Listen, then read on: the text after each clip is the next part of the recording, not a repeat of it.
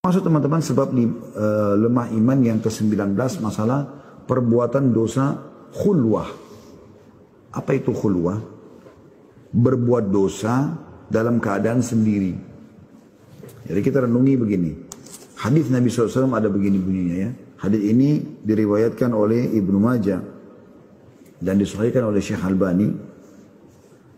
Kata Nabi SAW, la'a'lamanna aqwaman min ummati ya'tuna yawmal qiyamati bihasanatin amthali jibali tihamata bayda'a fayaj'aluha Allahu haba'an manthura. Amma innahum ikhwanukum wa min jildatikum wa ya'khuduna minal laili kama ta'khudun walakinnahum aqwamun idza khalau bi maharimillahi intahaquha. Artinya, sungguh aku, kata Nabi SAW, mengetahui bahwa sebagian di antara umatku akan datang pada hari kiamat dengan membawa kebaikan-kebaikan sebesar gunung-gunung Tihama yang putih. Gunung-gunung yang sangat besar. Lalu Allah menjadikan kebaikan mereka seperti debu yang berterbangan. Wa na'udzubillah. Jadi tidak diterima sama Allah SWT. Semua itu karena ketahuilah mereka adalah saudara-saudara kalian dan dari bangsa kalian. Maksudnya adalah kaum muslimin. Mereka melakukan sholat malam sebagaimana kalian melakukannya. Akan tetapi mereka adalah orang-orang yang apabila menyendiri dengan hal-hal yang diharamkan Allah, maka mereka melanggarnya. Jadi ada orang subhanallah di depan orang luar biasa solehnya. Luar biasa solehannya.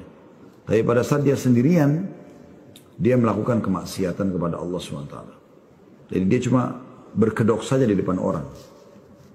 Kata penulis, di sebab lemahnya iman yang ke-19, sesungguhnya hal yang paling besar yang dapat menyebabkan hati seseorang menjadi lemah dan hina adalah perbuatan dosa dan maksiat.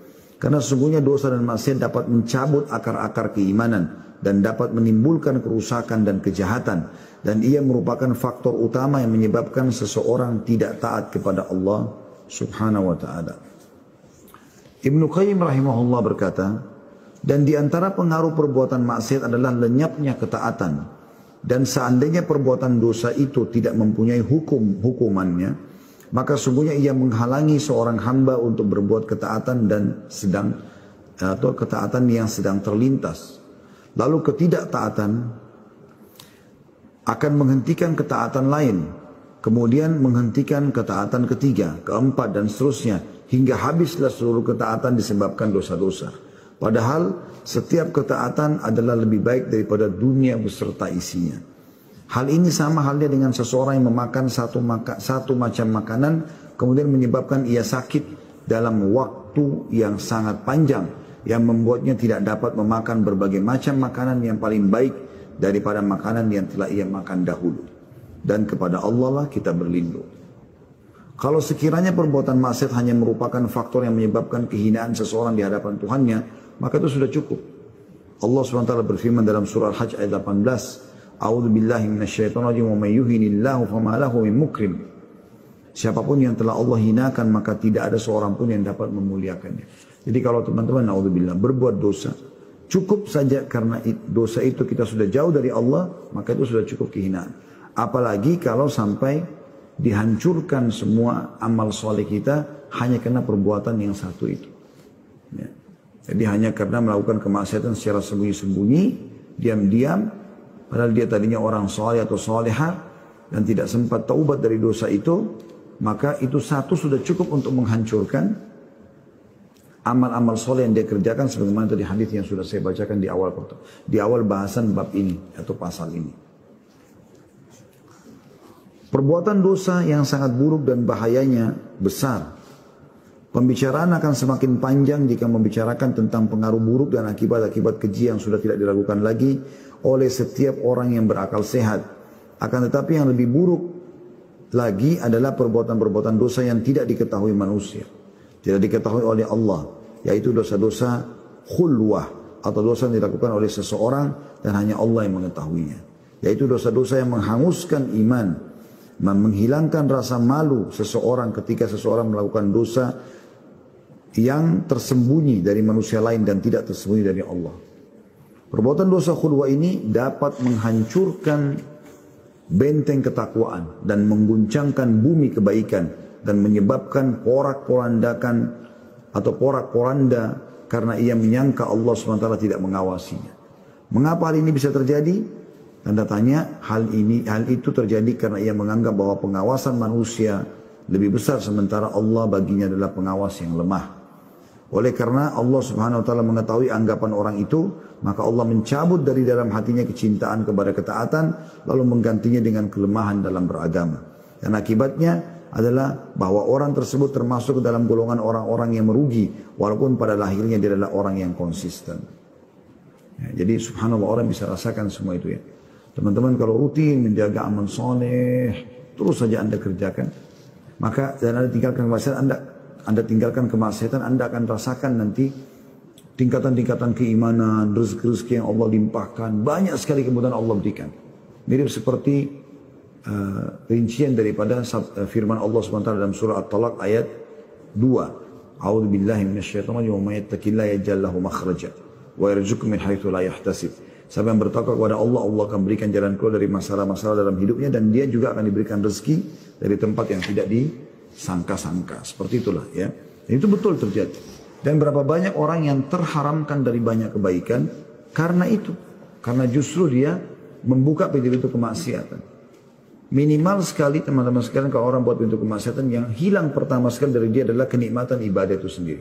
Tidak ada kehusyuan, tidak ada semangat dalam menghafal Quran, dalam sholat malam, dalam sedekah, dalam baca Quran dan seterusnya. Akan hilang. Dia terus buat maksiat maka bisa akan hilang semuanya, tercabut dari semua akarnya ketakwaan itu. Yang lebih parah lagi adalah ancaman tadi hadis yang sudah kita bacakan di awal, yaitu kata Nabi SAW, sungguh saya mengetahui bahwa atau aku mengetahui bahwa sebagian di antara umatku akan datang pada hari kiamat. Jadi ini dari kita, dari umat Islam. Dengan membawa kebaikan-kebaikan sebesar gunung-gunung Tihama yang berwarna putih. Jadi besar sekali gunung-gunung itu. Lalu Allah menjadikan kebaikan itu debu yang berterbangan, tidak diterima. Sungguhnya mereka adalah saudara-saudara kalian dan dari bangsa kalian, dari kaum muslimin. Mereka melakukan sholat malam sebagaimana kalian melakukannya. Mereka juga tahajud loh. Bukan tidak tahajud. Akan tapi mereka adalah orang-orang yang apabila menyendiri dengan hal-hal yang diharamkan Allah, mereka melanggarnya. Kata beliau, alangkah menyedihkan nasib yang menimpa seseorang yang melakukan ibadah bertahun-tahun lamanya. Hingga ibadahnya menjadi sebesar gunung. Kemudian apa yang terjadi? Allah menjadikan ibadah itu seperti debu yang berterbangan. Mengapa semua ini terjadi? Karena ia melakukan perbuatan dosa yang tak terlihat oleh manusia akan tapi tak lepas dari pengawasan Allah. Oleh karena itu Rasulullah SAW selalu berdoa seraya membaca dan mengucapkan Allahumma inni as'aluka khasyataka fil ghaibi wasyahada. Ya Allah, sungguhnya aku memohon kepadamu agar aku takut kepadamu dalam keadaan terlihat maupun tak terlihat. Dan Nabi SAW bersabda kepada Mu'adz bin Jabal, ya Mu'adz, ittaqillah haitsu ma kunt. Wahai Mu'adz, takutlah kamu kepada Allah dimanapun kamu berada. Inilah wasiat Rasulullah SAW kepada sahabat yang mulia Mu'adz untuk bertakwa kepada Allah dalam keadaan dilihat manusia maupun tidak. Dan dari Ibnu Sammak Al-Wa'idh menulis wasiat kepada saudaranya yang berbunyi, maka aku wasiatkan kepadamu untuk selalu bertakwa kepada Allah yang selalu melihat rahasia batinmu dan mengawasi lahiriamu. Jadikanlah Allah selalu di dalam hatimu di setiap saat. Takutlah kepada Allah sesuai dengan kedekatanmu darinya, kedekatannya darimu dan kekuasaannya terhadap. Makanya Umar bin Khattab berkata radhiyallahu anhu, seharusnya setiap orang yang akan melihat sesuatu yang haram, ya, dia harus menyadari dan menanamkan serta meyakini dalam hatinya kalau sebelum dia lihat ya, objek daripada haram, sesuatu yang haram itu, maka pengawasan Allah mendahului itu. Artinya begitu dia, sebelum dia lihat pun atau pas dia lihat, sudah dicatatkan sebagai sebuah pelanggaran. Ya, kalau dia sudah niatkan, kalau dia sudah lakukan ya, dia sudah eksekusi, dia sudah lihat. Kalau dia akan lihat sesuatu yang haram, pada saat dia lihat, maka Allah lebih dulu mengetahui dan mengawasi terhadap apa yang akan dia lihat itu. Yahya bin Mu'adz Ar-Razi berkata, sungguh aku amat tersentuh ketika seseorang yang berakal dalam doanya ia berkata, ya Allah, janganlah engkau jadikan musuhku bersenang-senang di atas penderitaanku. Lalu setiap musuhnya bersenang-senang di atas penderitaan dirinya, ia ditanya, bagaimana itu bisa terjadi? Ia menjawab, ya, dia berbuat maksiat kepada Allah, maka musuhnya akan bersenang-senang di atas penderitaannya pada hari kiamat. Artinya Yahya bin Mu'adz Ar-Razi berkata, ada orang kadang-kadang membaca doa, kalau teman-teman bisa dengar bunyinya begini. Wa'udhu bika min syamatatil a'da. Atau maknanya seperti itu. Dan aku berlindung kepadamu ya Allah dari musuh bersenang-senang di atas penderitaanku. Atau menganggap remehku. Gitu kan. Kata Yahya rahimahullah, ada orang baca ini. Tapi dia lupa, dia bermaksiat kepada Allah setelah minta doa. Akhirnya musuhnya betul-betul bersenang-senang di atas penderitaannya. Dia kalau berperang dia kalah, dia kalau duel dia kalah. Dia kalah semua dari semua lindung dari musuhnya. Kenapa? Ternyata karena dia membuka pintu-pintu kemaksiatan.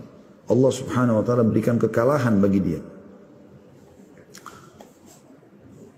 Zunnun, Nabi